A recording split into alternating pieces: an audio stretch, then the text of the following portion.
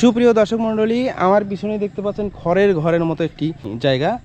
এটি হচ্ছে পানের জমি, স্থানীয়ভাবে একে পানের বর বলা হয়।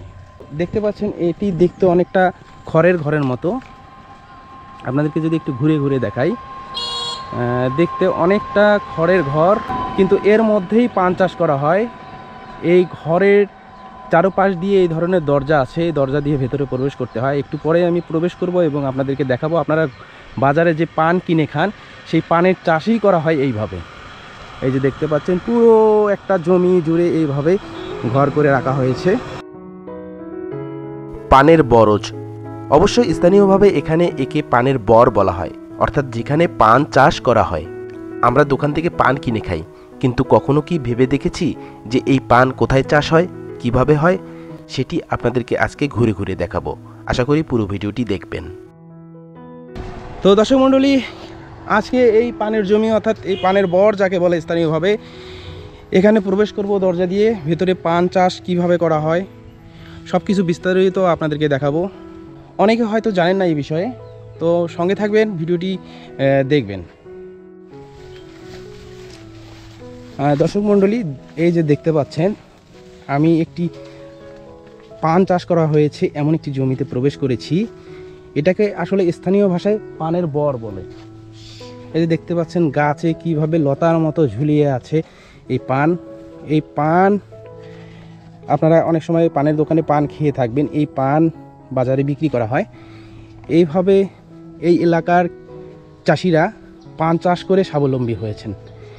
এভাবে অসংখ্য জমি দেখতে পাবেন এই এলাকায় আসলে, বিশেষ করে রংপুর দিনাজপুরের সীমান্তবর্তী এলাকা। এই এলাকায় এইভাবে পান চাষিরা পান চাষ করে স্বাবলম্বী হয়েছেন।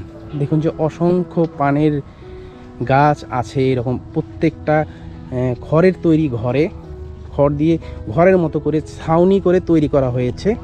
আসলে এর পিছনে একটি কারণ আছে। তৈরি করার কারণ হচ্ছে বৃষ্টির পানি, তারপরে সূর্যের আলো ক্ষতি থেকে রক্ষা করার জন্য এইভাবে পান চাষ করলে পানের চাষটা খুব ভালো হয়। এক একটা পানের বরজ গড়ে তুলতে কৃষকের লক্ষ লক্ষ টাকা খরচ হয়, কিন্তু একবার হয়ে গেলে এ থেকে কৃষক কোটি টাকা পর্যন্ত ইনকাম করতে পারে।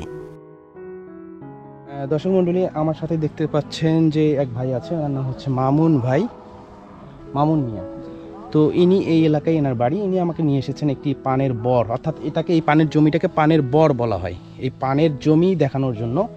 তো মামুন ভাই, বিশেষ করে যে এখানে পান যে চাষ করে, ঠিক আছে, পান চাষ করে আসলে কি রকম লাভবান হয়? যদি এইরকম একটা জমি, এটা কত শতক হতে পারে? হবে প্রায় এরকম 40-45 শতক জমি। 40-45 শতক, মানে 1 বিঘার কাছাকাছি।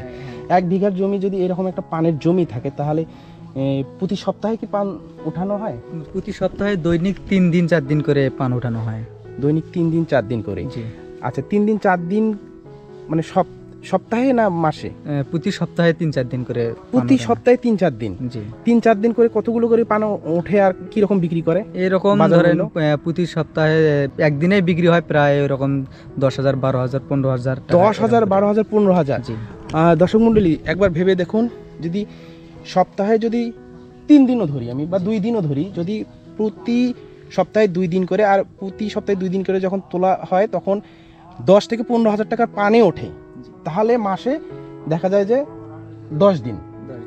হ্যাঁ, এরকম মাসে তাহলে 1.5 লাখ টাকার 1 বিঘার পান চাষ করলে 1.5 লাখ টাকার পানেই তোলা যাবে আর কি। চিন্তা করা যায় দর্শক মণ্ডলী, যদি আসলে সত্যি কথা বলতে কি এই ধরনের যদি একটা পানের জমি থাকে, তাহলে তাকে আর চাকরির কথা ভাবতে হবে না।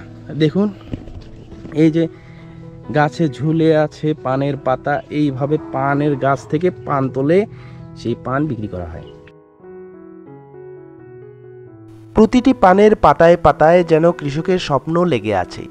কঠোর পরিশ্রমের ফলে এ স্বপ্ন একদিন সত্যি হয়, তখন কৃষকের মুখে হাসি ফোটে। বন্ধুরা দেখতে পাচ্ছেন এই যে পানের জমির উপরে এইভাবে খড়ের ছাউনি যে দেওয়া হয়, এই খড়ের ছাউনিটা কেন দেওয়া হয় ভাই?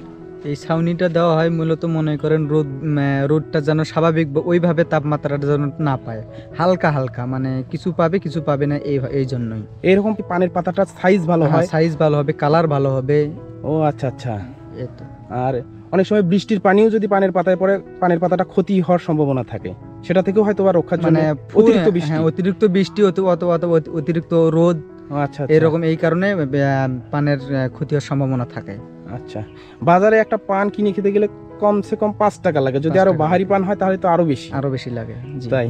তা আপনি পান কিনে খান না? জি অবশ্যই খাই। তা আপনার বাড়ির আশেপাশে এরকম এত পানের জমি, গাছ থেকে তো নিয়ে একটা খাওয়া যায় সব সময় আপনার, নাকি? ঠিক আছে, ওই মানে একটু তো নিয়ম, কি নিয়ম সেটাই আমি শুনতে যাচ্ছি। যেমন ধরেন গাছ থেকে তো একটা দুটো করে খাবো, একটা যেদিনে আমরা পান উঠাই, হুম। যেমন ধরেন ওই দিনকে পান উঠাইলে বেশ করে অনেক বাজারে নিয়ে যাব, ওই দিনকে পান বাজারে নিয়ে যাওয়ার পরে কিছু পান রয়ে যায়, যেগুলো আমরা ছুটছাট ওগুলো পান বাড়িতেই খাই। আচ্ছা, আরেকটা জিনিস আমি জানি যে এই পানের জমিতে কেউ অপবিত্র শরীরে বা কোনো কারণে প্রবেশ করা যায় না, এই যে বিষয়টা যে আছে, এটা আসলে কতটুকু সত্যি? জি না, এটা ওই রকম ভাবে মানে কোনো কার্যকরী কথা বলে নয়।